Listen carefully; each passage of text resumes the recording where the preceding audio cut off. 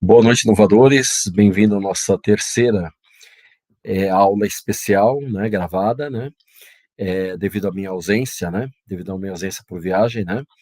Então, vamos continuar a falar sobre o modelo Canvas, né. Então, na primeira aula, a gente deu todo o conceito do Canvas, né, explicamos aqueles 9 blocos, né. Deixa eu aproveitar e compartilhar a minha tela, né, para que a gente possa continuar, né, aquela nossa discussão, né.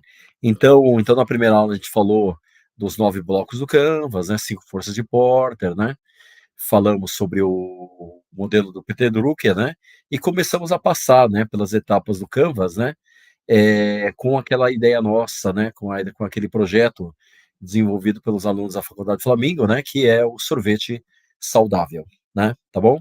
E aí passamos pela persona, né, falamos o quão é importante, né, através da empatia, eu me colocar no lugar do meu cliente para poder entender verdadeiramente as suas dores, né, e a partir do entendimento verdadeiro das suas dores, né, desenvolver um projeto, uma ideia de inovação que pudesse ser viável para solucionar esses problemas, né. Depois nós falamos algumas ferramentas, né, jornada do cliente, para poder entender qual que é o momento da dor, né, para poder validar realmente essa dor do cliente, né. Falamos também do mapa de empatia, né, que também tem o mesmo propósito, né, tentar entender aonde que está a dor do cliente, né, e qual que é a solução que vai poder atender essa dor, né. Depois nós falamos também da ferramenta Jobs to be done, né, como uma ferramenta importante, né, para mim poder determinar, né, qual que é efetivamente o benefício da proposta de valor, né, tanto a nível funcional, social, emocional, né, para que eu possa formatar efetivamente a minha proposta de valor, né. Chegar numa proposta de valor que faça sentido, né. Quando eu olho a inovação centrada no cliente, né, a proposta de valor tem que fazer sentido para quem vai utilizar ou quem vai pagar pelo meu produto, tá. Falamos do storyboard, né, que é mais uma ferramenta, né, visual, né, para que a gente possa demonstrar, né, como que nós chegamos nessa dor do cliente, né, e como nós chegamos na solução para resolver essa dor, né. E depois, obviamente, começamos a desenvolver a proposta de valor, né, ou começamos a validar essa proposta de valor, né. Ficou uma proposta de valor bastante robusta, né, tá. E depois colocamos, né, a proposta de valor, no centro lá do meu modelo Canvas, né, e depois falamos aí das parcerias chaves, né, e o quanto que é importante essas parcerias chaves para o meu negócio, né, para poder andar no meu negócio. E aí colocamos também as parcerias chaves, no meu Canvas, tá. Agora a gente vai falar sobre processos, atividades chaves, né.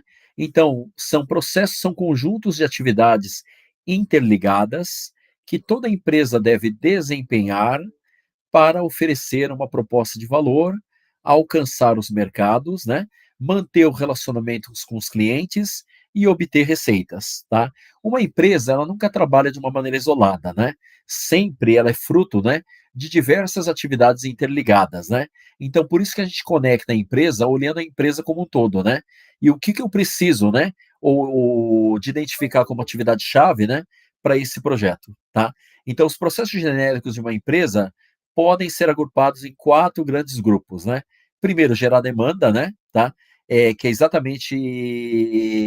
exatamente a fase, né, de determinar um determinado nicho de mercado, né, e determinar, necessidade de consumo por parte, obviamente, do cliente, né.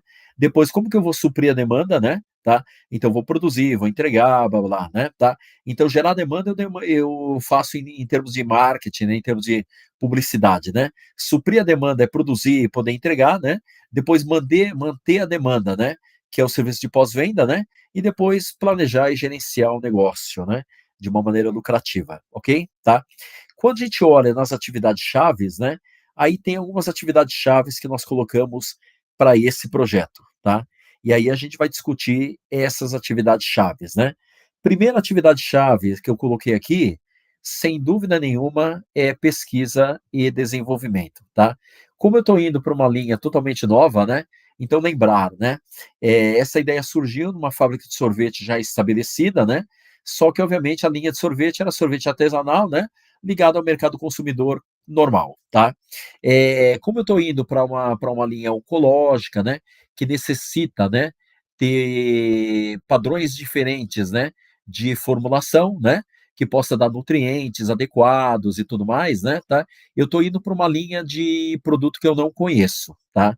E aí eu preciso de uma atividade de pesquisa e desenvolvimento, né, para poder desenvolver esse produto novo, tá. E o que que essa atividade, esse processo, essa atividade principal vai fazer, né. Criação de fórmulas nutricionais adaptadas ao público oncológico, né. É por isso que eu vou necessitar, né, de apoio, por exemplo, de uma equipe de nutricionistas, né, que já trabalham nessa atividade oncológica, né, especialistas de saúde, né, fazer testes de textura, sabor, estabilidade do produto, né, tá, para que eu consiga desenvolver um produto, né, que ele seja viável tecnicamente depois na produção e depois também lá no estoque até a chegada do produto no meu cliente, né. E depois uma etapa de validação clínica, né, com apoio de universidades e profissionais da saúde, né. Por isso que a gente tem que materializar essa persona, né, em pacientes clínicos, né, e por isso que a gente precisa das parcerias chaves, né, dos organismos de saúde, né, dos hospitais, clínicas, né, para a gente poder validar, tá. Muitas vezes a pesquisa e desenvolvimento, né, eu não consigo fazer de uma maneira isolada, né. Então muitas vezes tem muitos agentes, né, que acabam participando desse processo, né, e que é o caso desse projeto de inovação, né, que eu preciso muitas vezes ter uma universidade, um laboratório de pesquisa, né, que possa ter os equipamentos necessários, né, para que eu possa fazer o teste, né. Eu preciso necessariamente ter, né, ter pacientes clínicos, né, que é para que eu possa fazer a validação em campo, né, tá. Então pesquisa e desenvolvimento, novamente, não é uma atividade isolada, né, é um conjunto de agentes que eu posso fazer isso. E uma outra coisa, eu posso fazer pesquisa e desenvolvimento dentro da minha empresa, né, ou eu posso também terceirizar, né. Só que a partir do momento que eu terceirizo pesquisa e desenvolvimento, muitas vezes o conhecimento tecnológico advindo disso, eu vou precisar também repartir, né, tá. Então não vai ser só meu, né, o conhecimento final do produto, tá. Depois, outro parceiro importante, né, certificações e regulamentações, né. Normalmente esse tipo de produto, né, que vai direto ao mercado consumidor, blá-blá, né, e é produto alimentar, ele necessita, por exemplo, registro ou autorização da Anvisa, né, e demais órgãos competentes, né, para mim poder colocar esse produto no mercado, tá. E aí, Anvisa, outros órgãos competentes, né, vão avaliar a conformidade com as normas de alimentos funcionais e hospitalares, tá. Então, muitas vezes, e aí vem um dos obstáculos, né, para determinados produtos como esse, né. Muitas vezes a validação numa Anvisa, às vezes demora meses ou às vezes demora anos para serem aprovados, né. E é por isso também, né, um trabalho de proximidade com esses órgãos, né, acaba também facilitando, né. Tem determinadas empresas que usam, né, algumas pessoas muito próximas que fazem o papel de lobista, né, tá. Ou seja, que tem alguma influência dentro do órgão para poder acelerar esses processos de aprovação, tá. Não estamos falando em propina, né, estamos falando em influência positiva, né, para poder influenciar a importância da Anvisa, né, em colocar alguns projetos como prioritários, tá. Devido à importância e devido ao benefício que isso pode dar ao mercado e aos clientes, tá. E depois laudos de segurança alimentar, testes microbiológicos, né, que podem também sustentar, né, não só a regulamentação do produto, né, mas também ter aquela credibilidade científica, né, para mim poder também depois ir no mercado investidor, né, e tentar captar dinheiro para minha inovação, né. Então, obviamente, vão pedir, né, necessariamente esses laudos de segurança alimentar, né, para ir também as certificações Anvisa, né, para saber se esse produto ele realmente pode ser, fabricado, lançado, né, e vendido no mercado, né, tá. Depois, né, produção e controle de qualidade, né, tá. Processos industriais com base nas boas práticas de fabricação, né, controle de temperatura, ingredientes e padrões nutricionais, né, testes em lotes para manter consistência e segurança, né. Então uma produção específica para esse tipo de produto também é outra atividade-chave, né, tá. Muitas vezes também necessita ser certificada, né, tá, como por exemplo, de acordo com o BPF, né, tá. Depois uma outra parceria-chave extremamente importante, né, são as parcerias com os profissionais da saúde, né, que vão envolver nutricionistas, oncologistas, né, cuidadores, né, do desenvolvimento e na promoção dessa minha inovação, tá. E depois, né, depois não menos importante, né, criação de materiais informativos, né, para médicos poderem prescrever, né, esse produto, né, tá. Então parcerias, né, com profissionais de saúde vai poder auxiliar não só no desenvolvimento, né, mas também depois na divulgação e depois, obviamente, no lançamento desse produto no mercado, tá. E depois, obviamente, outra parceria importante, né, que esse projeto tem que ter, né, que é, né, distribuição e logística, né. Então aí vem uma complexidade para esse tipo de produto, né, porque tem que ter uma cadeia de distribuição frio, né, tá. Então, ou seja, tem que ter estoques refrigerados, tem que ter, caminhões de transporte refrigerados, né, tá, pra exatamente para manter, né, a qualidade do produto, né, e obviamente a qualidade técnica, né, do produto com relação aos nutrientes, né, e também a manutenção do produto dentro das características originais, né. Depois, parcerias com hospitais, clínicas, né, farmácias de delivery especializado, né, que é justamente o canal de distribuição, né, tá. Depois, expansão gradual da distribuição conforme demanda e localização, né. Eu tenho um processo de distribuição que eu consiga também, a partir do ganho de escala de produção, eu consiga também ter esse mesmo ganho de escala, né, para poder distribuir o produto, né. Porque não adianta nada eu ter demanda de mercado, né, ter capacidade, produtiva, né, tá, para produzir e não ter capacidade de distribuição e colocar o produto, né, nos pontos de venda ou nos pontos de consumo, tá.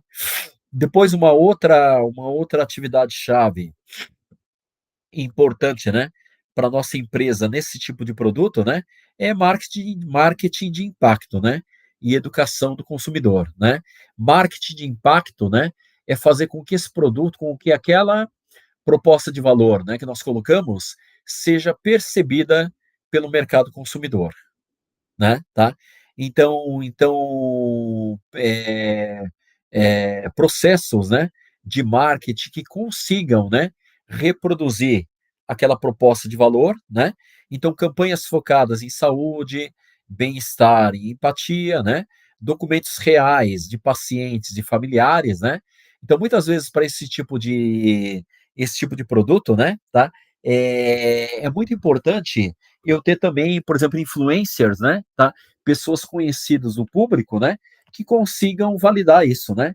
Falar: "Olha, esse realmente o produto ele é muito bom", né.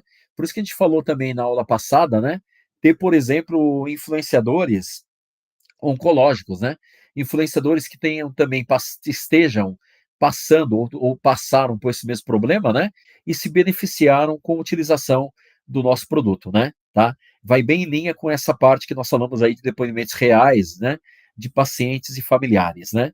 Depois, presença digital com conteúdo educativo sobre nutrição e oncologia, né, principalmente para gerar demanda, né, para gerar necessidade, para gerar essa questão da conexão da proposta de valor com o que eu estou oferecendo no mercado, né.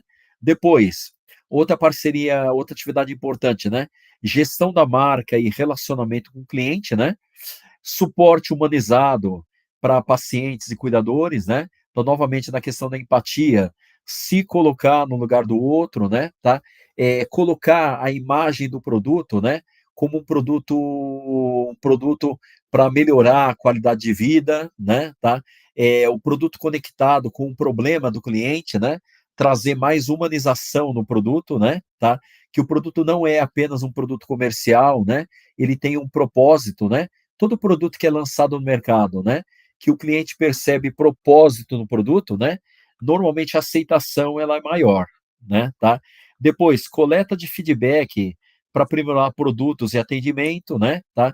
Isso é feito em larga escala, em baixa escala, né, no processo de validação, né, no processo de P&D, onde eu estou validando e tudo mais, né, fazendo lote piloto, mas é necessário, né, principalmente nos primeiros meses, primeiros anos de vida do produto, né, esse acompanhamento mais de perto, né, para coleta de feedback, né, e obviamente retroalimentação, tanto a nível de formulação, como a nível de fabricação, distribuição de produto, né, tá.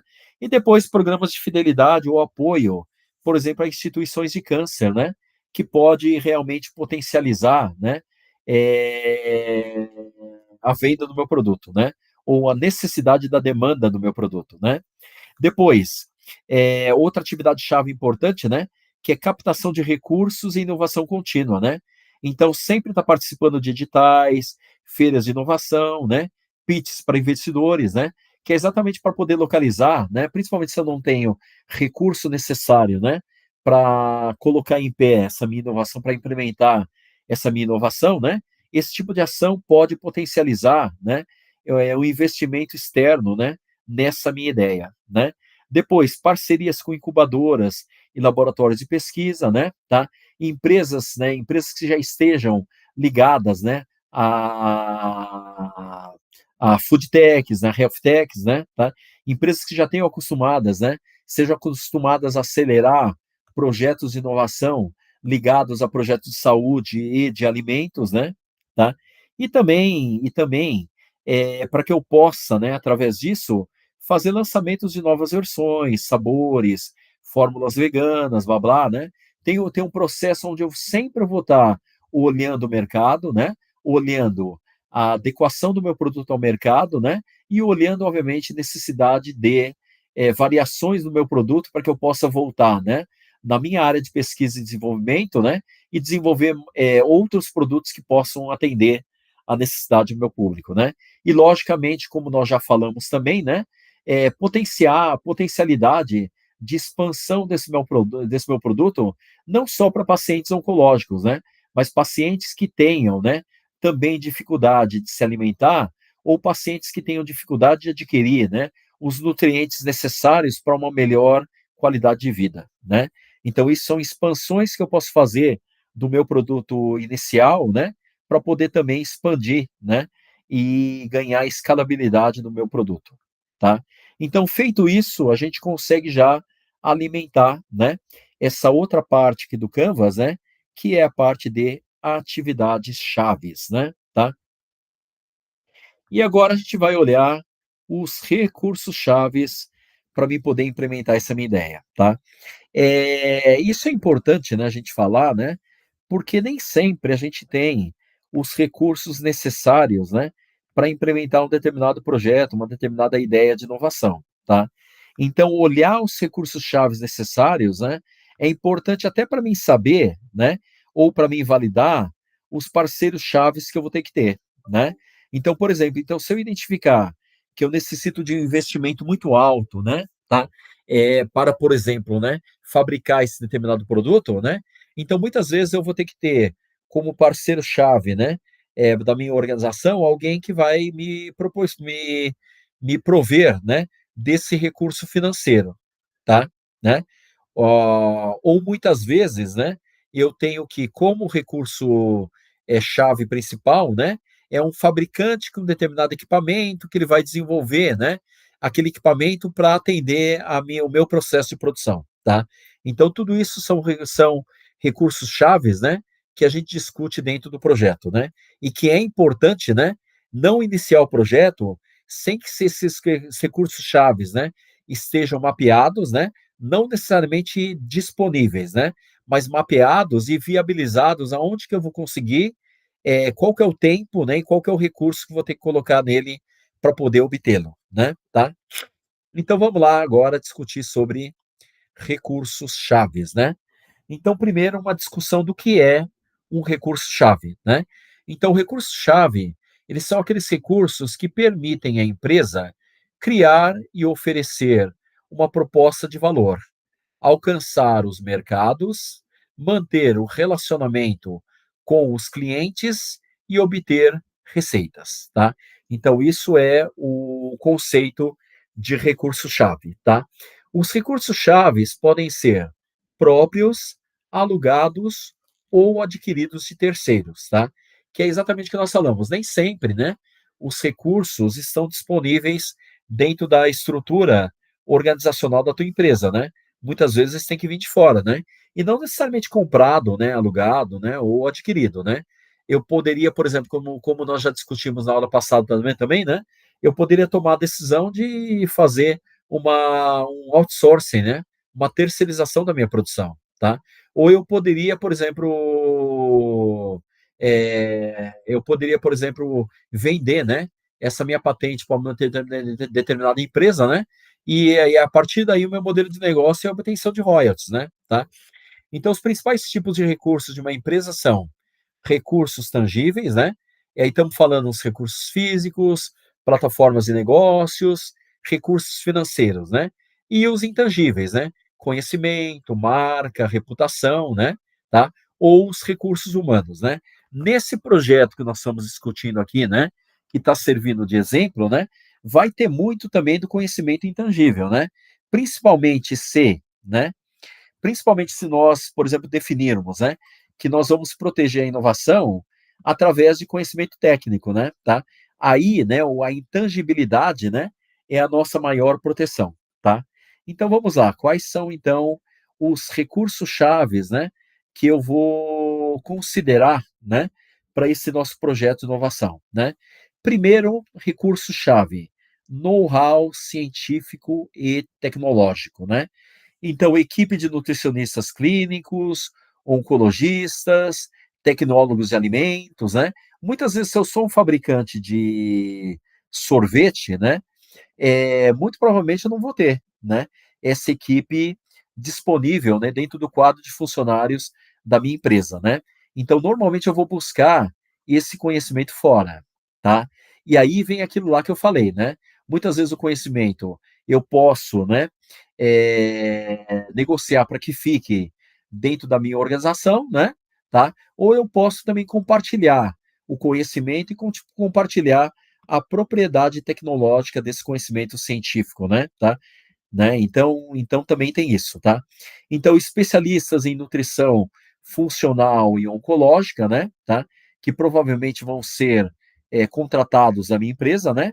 E a capacidade de desenvolver e ajustar formulações personalizadas para os diferentes sintomas, né? Mucosidade, perda de apetite, né? Tá? Então, ou seja, então esse know-how científico e tecnológico, né? Ele é um dos principais recursos chaves, né, deste modelo de negócio. E acaba sendo também um dos principais elementos, né, aos quais eu vou me amparar para proteger, né, essa minha inovação, tá? Para, de acordo com o modelo das 5 forças de Porter, né, eu conseguir criar uma barreira, né, para que os concorrentes não copiem essa minha inovação. Depois um outro recurso-chave, né, é toda a parte de estrutura de produção, né, que novamente pode ser próprio ou pode ser terceirizado, né, tá? Então acesso à cozinha industrial ou fábrica de sorvetes, né, com equipamentos como pasteurizadores, ultracongeladores, envasadoras, né? Toda a parte de sistema de controle de qualidade, né, baseado no BPF, nas boas práticas de fabricação, né, que eu consiga garantir o controle de qualidade, né, e obviamente a qualidade do alimento, no caso do sorvete, né, tá, nas diversas etapas do ciclo produtivo e também na parte de estocagem até chegar no meu cliente, né, tá, e obviamente laboratório parceiro para testes físico-químicos e microbiológicos, né, tá. Principalmente esses recursos, né, eu preciso necessariamente terceirizar, né? Porque isso é mais para homologação, né? E aprovação desse meu sorvete, por exemplo, junto à Anvisa, tá? Então não faz sentido uma empresa investir, né? Nesse tipo de teste, né? Que vai ser utilizado muito pouco, tá? Então, mas isso é muito importante também como recurso-chave, tá? Então, se eu não tiver dentro da minha empresa, eu tenho que localizar, né? qual que é esse laboratório que eu vou utilizar, né, dentro da minha empresa para trazer, né, essa capacidade de teste que eu não tenho, tá? Depois, não menos importante, né, uma logística de cadeia fria, né, tá?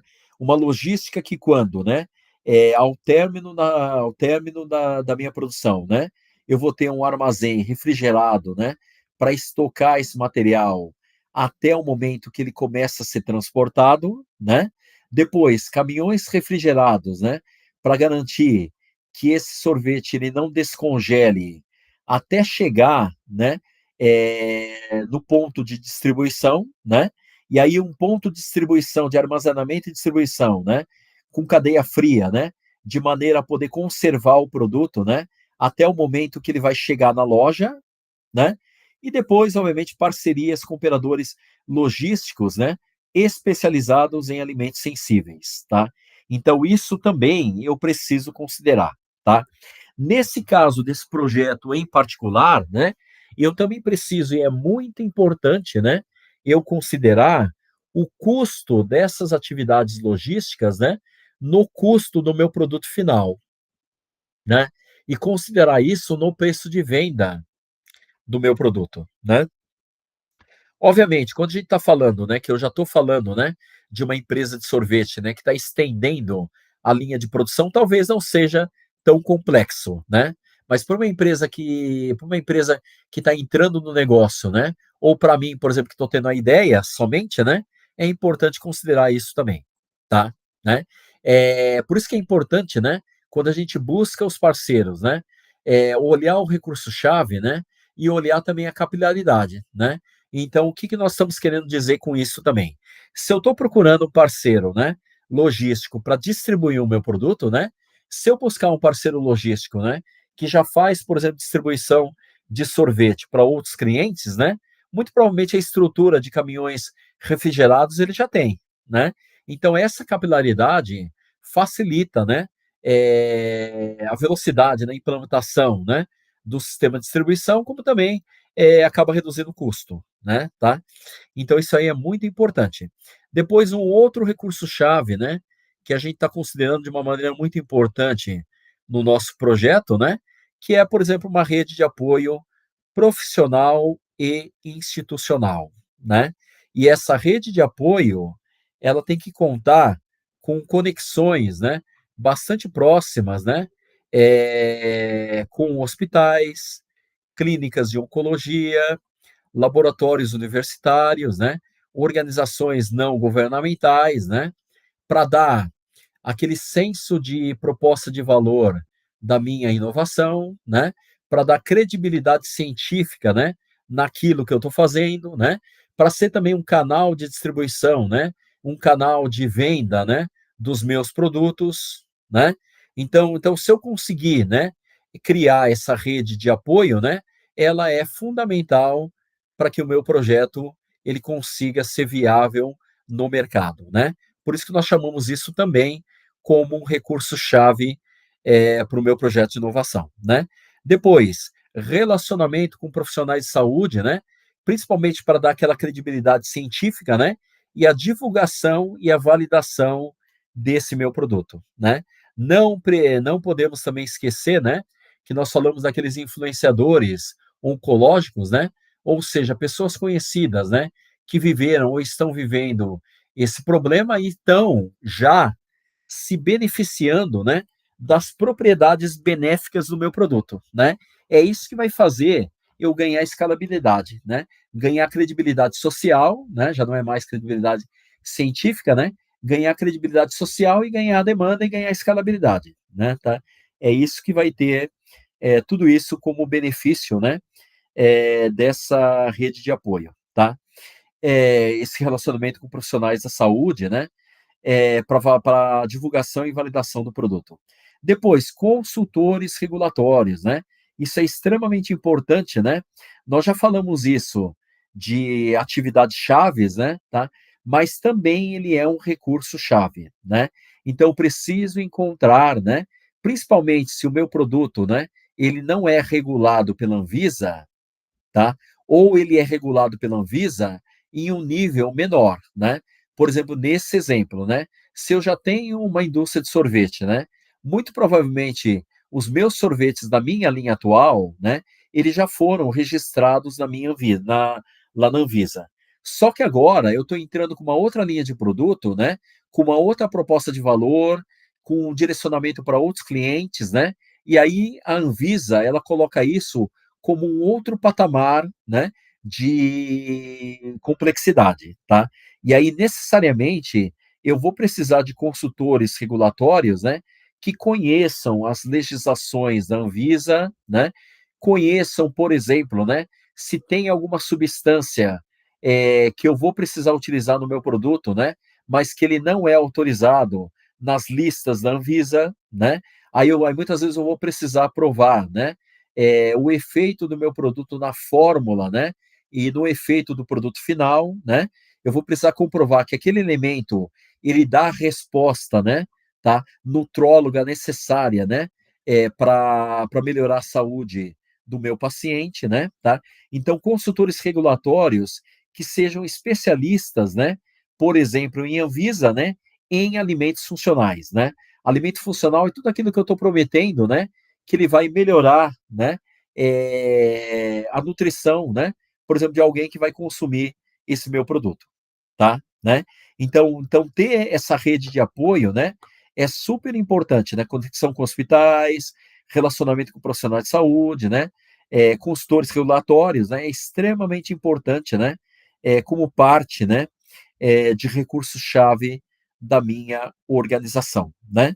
Depois um outro recurso-chave, né, propriedade intelectual, né, e P&D contínuo, né. Que nós falamos aí, né? Nós já discutimos várias vezes, né, que, por exemplo, né, que esse produto, né, como ele sai da linha de produtos que atualmente, né, a minha empresa desenvolve, né, muito provavelmente eu vou precisar buscar apoio externo, né, apoios de nutricionistas oncológicos, né, porque os nutricionistas que eu tenho como parceiro, né, hoje, para desenvolver e aperfeiçoar, né, os sorvetes que eu tenho para a linha normal, né, tá, muito provavelmente eles não vão conhecer, né, quais são os nutrientes necessários, né, para esses pacientes oncológicos, né. E se eu tenho que criar variações diferentes de acordo com o tipo de câncer, de acordo com o estágio do câncer, né, tá. Então tudo isso, né, são condições muito específicas, né, que eu preciso, desenvolver, né. E muitas vezes eu não tenho esse conhecimento dentro da minha empresa, tá. E aí muitas vezes eu vou ter que partir não só para nutrólogos, especialistas em saúde, mas muitas vezes também para laboratórios de pesquisa, né, universidades, de pesquisa, né, tá, para que nos auxiliem a formular, né, receitas exclusivas, né, ou receitas patenteáveis, né, para esse meu produto, tá. E aí o grande desafio, né, que nós já discutimos, também, é da onde pra quem vai ficar, né, a propriedade intelectual disso, tá. Pode ficar dentro da minha empresa, né, mas aí eu tenho que tomar um cuidado muito grande, né, com os tipos de contratos, né, que eu faço com esses laboratórios de pesquisa, universidade de pesquisa, né, tá, com os nutrólogos e tudo mais, né, para garantir que tudo isso que saia, né, desse projeto de pesquisa seja propriedade da minha empresa, tá. Se eu não amarrar esses contratos de uma maneira muito clara, né, e aí com obviamente com apoio jurídico e tudo mais, né, tá. Então aí precisa novamente de um outro recurso, né, que está aí dentro desse tema, né, mas são, por exemplo, advogados especialistas, né, tá, em direito de propriedade ligado a alimentos, né, por exemplo, né, ou ligados à saúde, né.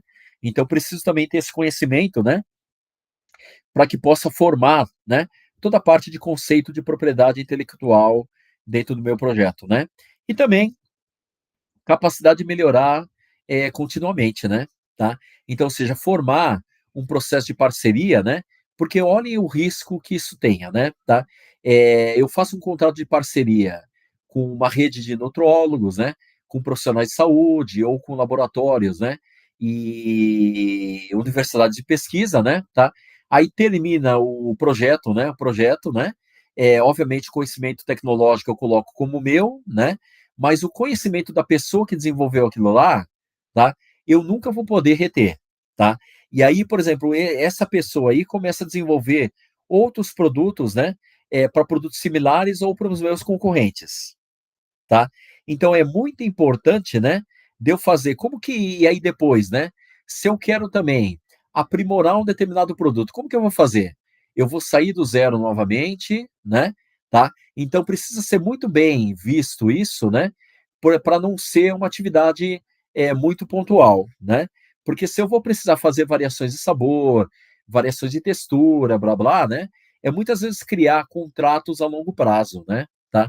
Criar, por exemplo, contratos de prestação de serviço, né, junto com esses laboratórios, universidade de pesquisa, blá blá, né, que eu vou pagando uma taxa mensal, né, para contratos a longo prazo, contratos a 5, 10, 15, 20 anos, né, ou sem prazo de validade, ou sem duração, tá? Para que eu mantenha sempre esses profissionais que têm know-how ligados à minha empresa. Aí eu crio o tal da barreira de entrada, tá? Se eu fizer contratos pontuais, né, eu corro o risco de, terminando o projeto com a minha empresa, né, esses profissionais se abarcarem para outros projetos, né, e principalmente para projetos de concorrência, tá? Aí eu vou ter, obviamente, um problema muito grande dentro da minha empresa, né, tá? Depois, que mais, né? Protocolos próprios de desenvolvimento sensorial e nutricional, né? Para mim criar protocolos, inclusive de know-how, né? Tá? Porque esse desenvolvimento sensorial e nutricional, muito provavelmente vai ser o ponto-chave desse meu produto, que é o sorvete oncológico, tá? É isso que vai fazer a diferença e que eu preciso proteger, né? Esse tipo de conhecimento, tá? E depois, contratos de sigilo e propriedade com universidades ou laboratórios terceiros, né? Laboratórios parceiros, né? É isso que nós falamos, tá? Então, como que eu vou proteger a minha inovação, tá? Então, fazer esses contratos de sigilo, né? Normalmente, o que eu falei, contratos a longo prazo tendem, né, a, a nos dar mais segurança do que projetos de curto prazo, tá? Ou contratos de curto prazo, tá? E obviamente escolher o parceiro adequado, né? Tá? Parceiros em que eu possa efetivamente confiar, né? Porque obviamente confiança é a base de todo relacionamento técnico ou comercial, né? Depois, marca e posicionamento de impacto, né, ou esse outro recurso-chave, né, principalmente quando a gente vem com inovações radicais, né, como essa, né, ou seja, produtos que não existem, né, produtos que eu preciso ainda sensibilizar o mercado da importância desse produto e dos benefícios que esse produto vai dar para quem for utilizar ou pagar pela utilização desse produto, tá? Então, produtos novos, né, tem sempre uma dificuldade de entrada, né, tá?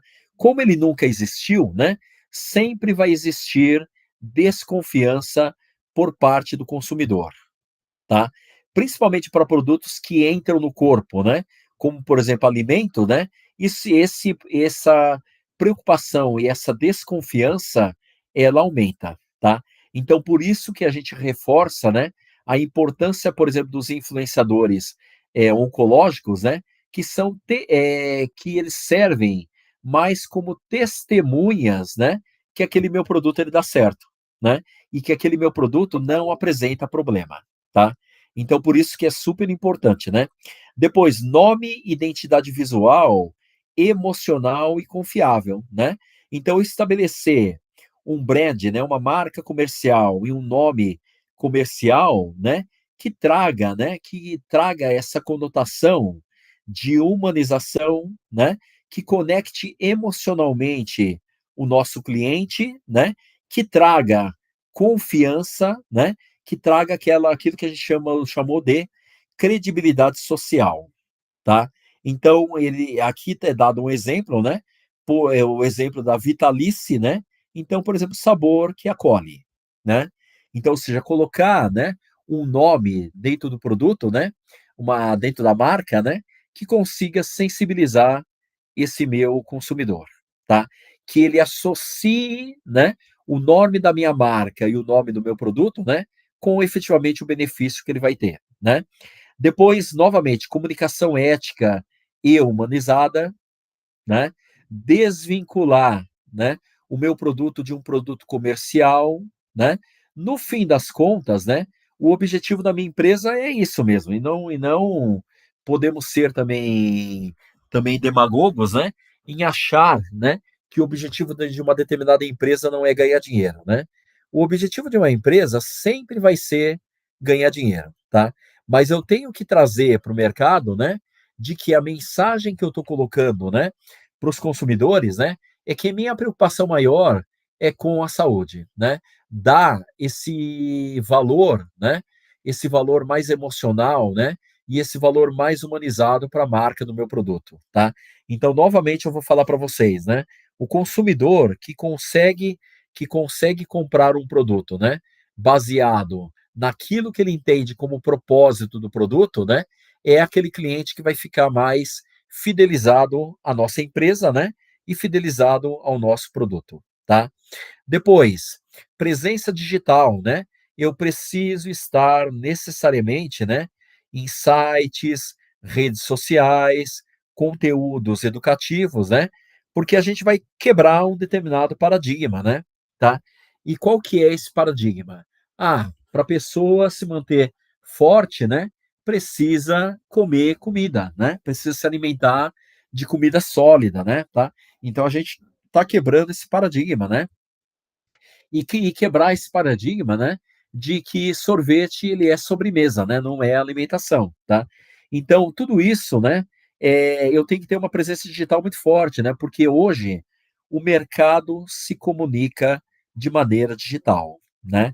A gente sabe, né, no dia a dia, a força, né, da rede social, né, por isso que novamente eu coloco como exemplo, né, o influenciador, oncológico, né, as pessoas se conectam muito, com o problema do outro, né. Então quando vem um determinado influencer, né, falando do câncer que ele teve, né, ou do câncer que ele está tendo, né, falando dos benefícios que ele está tendo, que de um determinado produto, né, como por exemplo, o sorvete oncológico, né, e que está ajudando ele a manter os nutrientes, está ajudando ele pra caramba, né, para continuar o tratamento, blá-blá, né. Isso traz uma conexão muito grande com o nosso produto e com a nossa marca, tá. E isso depois, né, é um capital, né, é um ativo, né, que a empresa acaba ganhando, né, que é muito difícil de ser, copiado, né, ou capitalizado pelo competidor, tá. É um diferencial competitivo que o meu produto e a minha marca ela vai ter, e ninguém vai conseguir tirar isso de mim. Tá? Então isso tudo que a gente falou é extremamente importante, né, como para considerá-lo, né, como recurso-chave para minha organização, tá? Depois, não menos importante, né, como recurso-chave é da onde que vai vir o dinheiro para mim inovar, tá? Mesmo nesse caso, né, de eu estar, fazendo um projeto de inovação, né, dentro de uma empresa que já fabrica um produto similar, né, muitas vezes tudo isso que nós falamos, né, de, por exemplo, formular um determinado produto, né, muitas vezes o gasto que eu vou ter, né, ao formular, né, porque muitas vezes eu vou ir na tentativa e erro, né, o tempo que eu vou gastar, né, o dinheiro que eu vou gastar ao longo do tempo para poder chegar na formulação correta, tá? O dinheiro que eu vou gastar, né, para adequar os meus equipamentos de produção, né, para produzir esse tipo de produto, né? O dinheiro que eu vou gastar, né, para regularizar esse meu produto, né, nas agências regulatórias, né, como por exemplo a Anvisa, né? O dinheiro que eu vou gastar, né, para poder fazer ou ter aquela credibilidade técnica, né, junto os grandes hospitais, as grandes clínicas, blá blá, né? E também o esforço e o dinheiro que eu vou gastar para ter a credibilidade social, né? Alguém falar, ah, bom, beleza, o mercado está usando, o Hospital do Câncer validou, né? Tudo isso, né? Que vai dar uma credibilidade social, né? Para o meu produto, né? Também tem determinado custo, né? Tá? Então, mesmo que eu parta, né, de uma base já instalada, né? Uma empresa que já fabrica sorvete, né? Eu estou indo para uma linha totalmente diferente, tá? E até essa linha de entrar no mercado desconhecido, né? Entrar no mercado de hospitais e tudo mais, né? Muitas vezes é novo, né? Mesmo para essa empresa de sorvete, tá? Então aí eu vou precisar de dinheiro, né? E da onde que vem o dinheiro para inovação, né? Muitas vezes, né, eu posso querer abraçar, né, esse recurso necessário com dinheiro próprio, né? Eu posso também abarcar junto a dinheiro próprio, mas financiado, né? Eu vou buscar esse dinheiro, né, no capital privado, né, tá? Ou vou buscar esse dinheiro no capital estatal, né, através de linhas de financiamento do governo, né, tá? Mas alguma coisa tem que fazer, né, para obter esse dinheiro, né? Ou eu vou para investidores, né, vou para empresas que queiram, né, que queiram abarcar nessa tecnologia, né, tá? Queiram abarcar nesse risco, né? Muitas vezes eu vou para parcerias, né? Então tem uma série de situações que eu preciso, né, levar em consideração, né, para conseguir ter o investimento, né, de capital necessário para mim tocar essa minha ideia ou esse meu projeto de inovação, tá? E aí nós temos o investimento inicial, né, que aí novamente pode ser próprio, pode ser de terceiros, né? Principalmente para aquela fase de viabilizar o produto, né? Então, para formulações de produto em P&D, produção piloto, testes, né? Marketing social, né? Tá?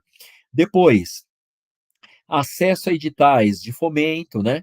Parcerias com entidades aceleradoras, né? De projetos de inovação, né? Com impacto social, né? Tá?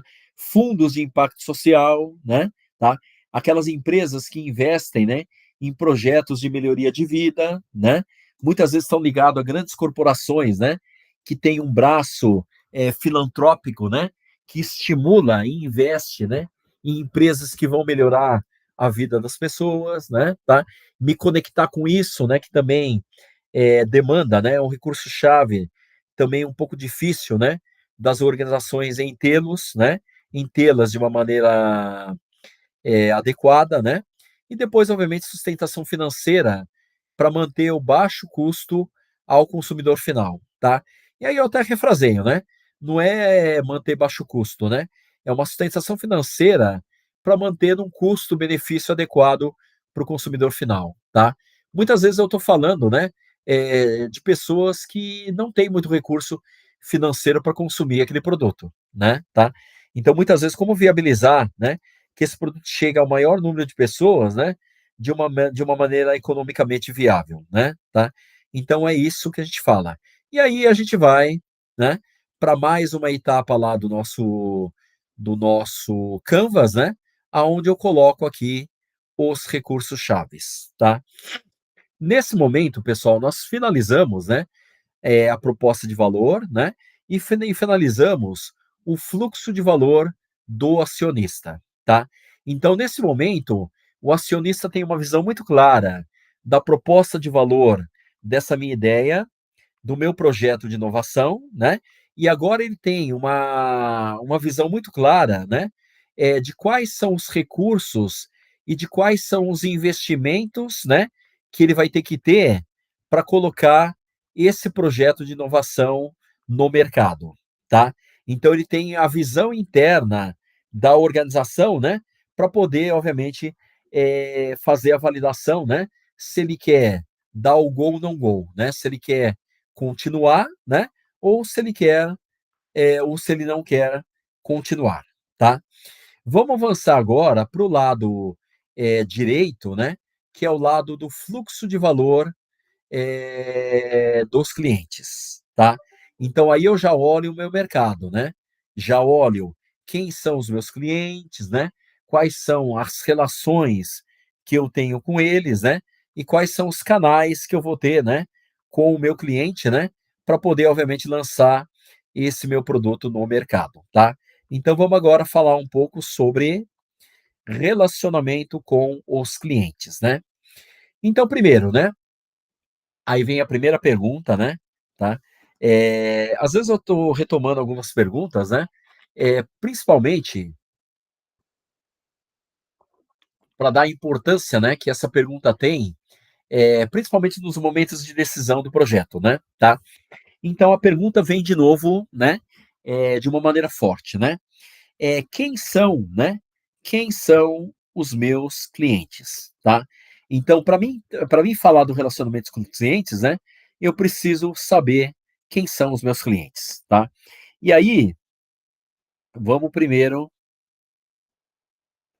pensar nisso aqui, tá? Depois eu volto no relacionamento com os clientes e depois nos canais, tá? Porque essa é a pergunta mais importante a ser feita, tá? Então, a fim de satisfazer melhor seus clientes, né, a empresa deve agrupá-los em segmentos distintos, com necessidades, comportamentos ou outros atributos comuns.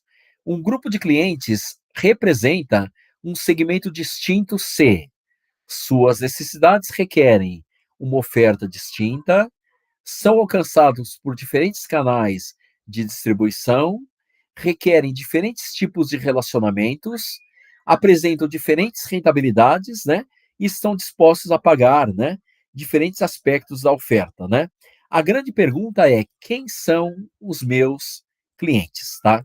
E aí vamos lá na segmentação dos meus clientes, né? O primeiro grupo de clientes que a gente tem que considerar, né, que obviamente são os pacientes oncológicos, né, que nós chamamos de end user, né, ou os usuários finais, né. Então, normalmente são adultos e idosos, né, em quimioterapia, radioterapia ou tratamento paliativo, né, que sofrem com efeitos colaterais, como náuseas, mucosite, perda de apetite e alterações no paladar, procuram alívio e prazer em comer, mesmo com restrições, tá? Além disso, né, que está dentro dos pacientes oncológicos, né, são as crianças com câncer em tratamento, né? Que aí é um outro público, né? Público extremamente sensível e dependente de alternativas lúdicas e nutritivas, necessitam de produtos com sabor agradável, textura suave e segurança alimentar reforçada, tá? Então, o primeiro grupo de clientes, né, que a gente está visando é exatamente esses pacientes oncológicos, tá? Né?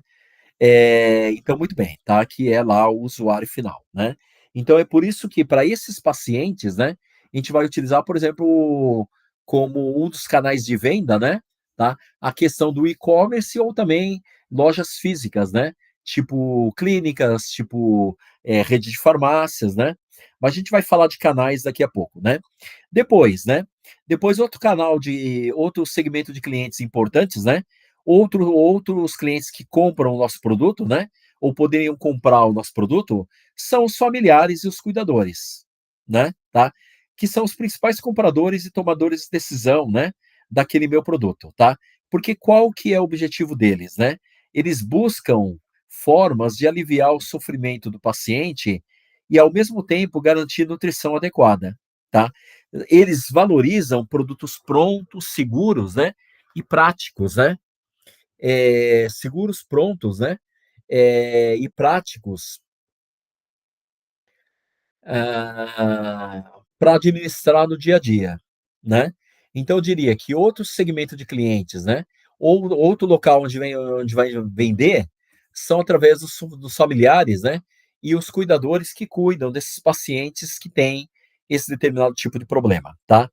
Depois, profissionais de saúde, né, que são os prescritores, né, influenciadores, né, é aqueles que vão, por exemplo, prescrever esse sorvete oncológico, né, como uma alternativa viável, né, para dar os nutrientes necessários, né, para a saúde do paciente, né, e para manter o tratamento oncológico, tá? E que esses caras, né, e aí são os nutricionistas oncológicos, os oncologistas, os fonoaudiólogos, né, os enfermeiros paliativistas, né? Qual que é a função deles? Eles vão influenciar diretamente na escolha de produtos terapêuticos e funcionais. Procuram soluções confiáveis, com respaldo científico, né, que é aquilo que a gente falou da credibilidade científica, né, e adaptadas, obviamente, às condições clínicas de cada paciente, tá. E vamos, obviamente, pensar nesse projeto, né, e sermos bem sinceros, né, quando a gente tem uma determinada situação dessa, né, de alguém que não está conseguindo se alimentar, né, e precisa se alimentar para continuar um tratamento severo desse, né, a primeira coisa que a gente faz é perguntar para nutricionista e perguntar, para o médico, né, o que fazer, né, o que dar de comer, né. Então por isso que eu diria que dentro da escala, né, do segmento de clientes, né, talvez esses profissionais sejam os mais importantes, né.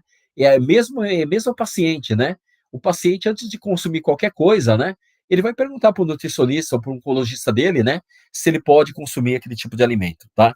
Então por isso que eu te colocaria não como nível 3, né, mas sim como número um, né, ele é o primeiro segmento de clientes que eu tenho que vender o meu produto, né. Depois, instituições de saúde, né, como por exemplo hospitais, clínicas de oncologia, casas de apoio, né, unidades de cuidado paliativo, né. Então isso é o que a gente chama de clientes B2B, né, cliente business to business, né, tá. Então ao invés de vender, né, em farmácias, vender em clínicas, e-commerce, blá-blá, né, eu poderia optar também como um canal importante, né, vender para esses hospitais, clínicas, né, e aí eu consigo vender em volume, né. Vender em volume e através da venda de volume, eu consigo também baratear um pouco o custo, tá. Então se esses hospitais, clínicas, né, casas de apoio, né, unidades de cuidado paliativo poderiam oferecer a esses clientes, né, como parte da dieta hospitalar que eles estão oferecendo, né. Ou também, né, vender internamente em cafeterias, lanchonetes, né, quiosques, né. Ou também, né, oferecer como cortesia em momentos de desconforto, né, como por exemplo, pós-sessão de químio, né, tá, aonde eu consigo, né, fidelizar esse meu, consumidor, né, tá bom? Tá. Então esse é outro segmento de clientes importantes, né. Depois, né, eu tenho que pensar que outro segmento de cliente importante, né, são as próprias farmácias, lojas especializadas, né, e-commerces de saúde, né, tá, que vão poder comprar o meu produto para revender, né. Distribuição indireta, né. Então ela compra e ela revende, né. Muitas vezes pode revender direto para o consumidor final, né, que é o grupo um lá dos pacientes oncológicos, né, ou eles podem também revender para os hospitais, para as clínicas de oncologia, né, tá.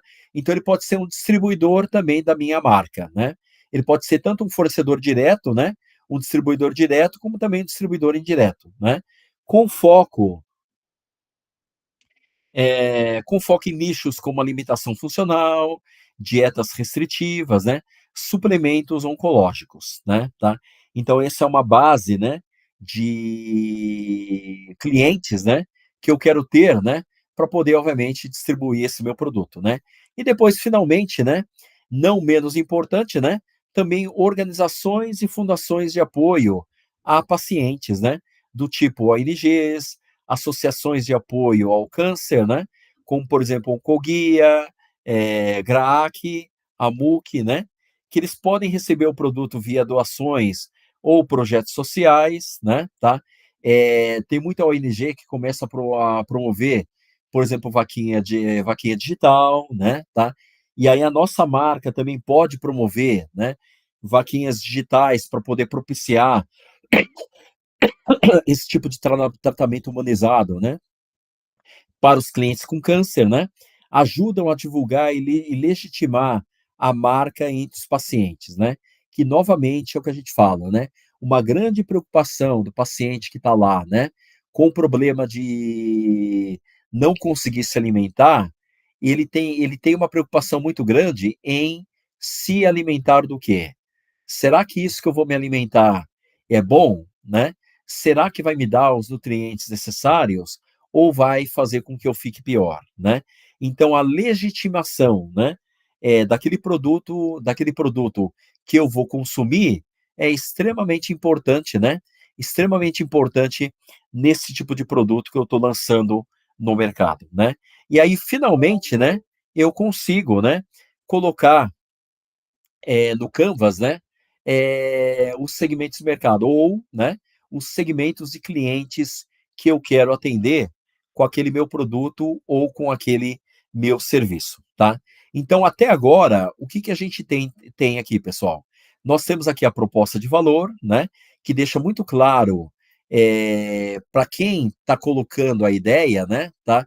De qual é a importância do meu produto, qual que é a contribuição que o meu produto vai dar para o meu mercado, para o meu cliente, de uma maneira muito clara, né, tá? Trazendo os benefícios disso. Depois do lado esquerdo, né, nós falamos o que que eu preciso fazer internamente, né, para poder efetivamente colocar esse produto no mercado, né? Aí falamos das parcerias chaves que eu tenho que ter, né? É chave porque ela é fundamental, né? Se eu não tiver parte dessas parcerias, né, muito provavelmente a minha inovação ela não vai caminhar, né, de uma maneira adequada, né? Baseado nas parcerias chaves, né, quais são as atividades chaves, né, que a minha empresa tem que ter, né, para poder viabilizar essa inovação, né? E aí a partir das atividades chaves, né, que recursos chaves, né, que a minha organização tem que ter, né, para poder também implementar essa inovação, tá? E aí, só abrindo um parênteses, né? Quando a gente fala em atividades chaves e recursos chaves, né? O que que eu posso proteger, né? Tanto a atividade chave como também o recurso chave, para que sejam atividades chaves, né? E recursos chaves, né? Únicos na minha organização, tá? Para que essas atividades chaves, né, e esses recursos chaves, né, sejam mais difíceis, né, de serem copiados pela concorrência, tá? Quando eu crio essa barreira, né, que está ligado à minha empresa, tá? Obviamente eu crio uma barreira de entrada muito grande do meu principal competidor naquele mercado ao qual eu estou querendo desenvolver, tá? Isso é extremamente importante dentro desse nosso projeto ou dentro desses nossos projetos de inovação, tá bom? Tá? Novamente, pessoal, aqui estamos terminando, né, o nosso terceiro encontro especial, né? Novamente agradeço a todos vocês, né? Espero que novamente, né, agora, né, nessa terceira aula, né, a gente focou muito o recurso interno da empresa, né, tá? Aquelas competências centrais, né, que a empresa tem, né, que se eu conseguir fazer com que essas competências centrais sejam únicas, né, eu consigo criar exatamente essa proteção, né, para essa inovação, tá? Pensem, né, quando vocês estiverem desenvolvendo os projetos de inovação de vocês, pensem em quais os recursos chaves, né, que eu posso realmente desenvolver e que sejam exclusivos da minha empresa, tá? Porque para dificultar, né, que a inovação seja facilmente copiada, tá? Para criar realmente valor, né? E ter uma sustentabilidade dessa minha inovação mais ao longo prazo, tá? Então pensem nisso, né? Trabalhem com isso, né? Que a gente também vai assessorando nesse projeto de inovação, tá? E aí, obviamente, né? Terminamos a aula com o segmento de clientes, né? Então, novamente, aquele questionamento principal que deve ser o principal questionamento, né? Ou o primeiro questionamento que vocês devem fazer, que é: quem são os meus clientes, tá? Quem é o maior favorecido, né, pelos benefícios da minha ideia ou daquele meu projeto de inovação? Quem é que está disposto a pagar, né, pela minha inovação, tá? Então esse é o principal cliente. Quem vai trazer receitas para a minha empresa, tá? Quem vai fazer com que eu tenha receita necessária para poder compensar os custos, né, e poder viabilizar, né, economicamente essa inovação? São perguntas que não podem ficar sem respostas, tá?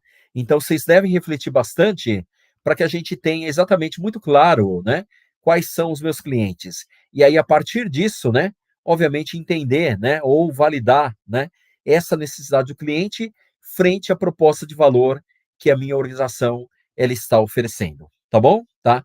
Então novamente, pessoal, muito obrigado, né?